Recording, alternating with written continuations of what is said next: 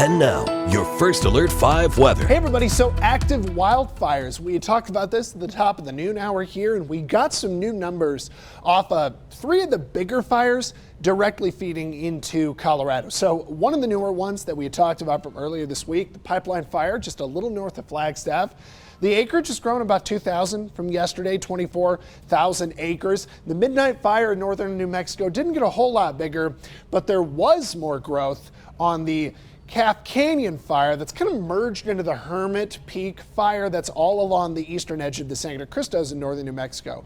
All those together, still burning and still throwing more smoke into the state through the afternoon and evening. Now, for those of us in the Pikes Peak region and up through Denver, we'll have a little clear sky through 6 o'clock, but Pueblo, from the afternoon to the end of the day, smoke will come in.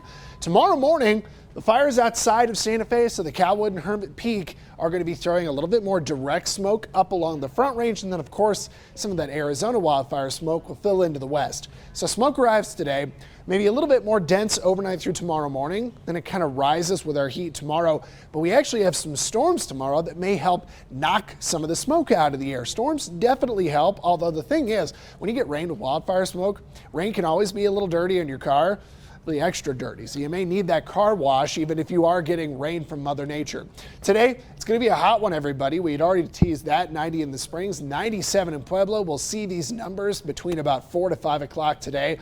La Junta trying to get up to 101, and then tomorrow, under this swelling ridge across the Midwest and still influencing Colorado, we should get hotter. But it's interesting here. High pressure over towards Texas, a low pressure region off California.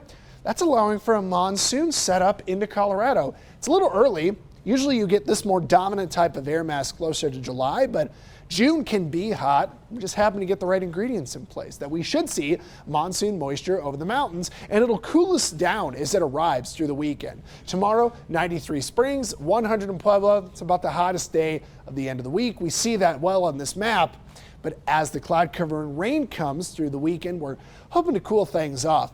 The 5-day outlook shows most of your moisture out west over the mountains. But that being said, we still have chances for rain along the Front Range.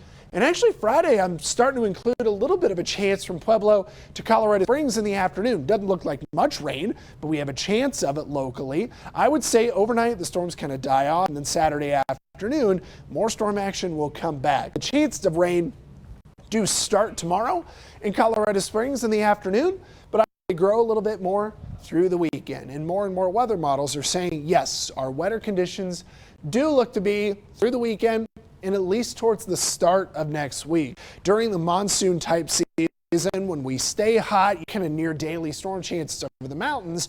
So it's nice to at least a few chances out there. I got to tell you though, Pueblo, with a high of 100, the atmosphere is going to resist some storms, but if they form over the mountain and move into town, well, that's our key to getting some rain. Canyon City, we're thinking we could get some rain and thunderstorms tomorrow, and then we're going to have that linger to Monday. Woodland Park, it doesn't really seem kind of if it's more when through the next few days we get rain. Chances are there through the whole weekend and into the start of next week.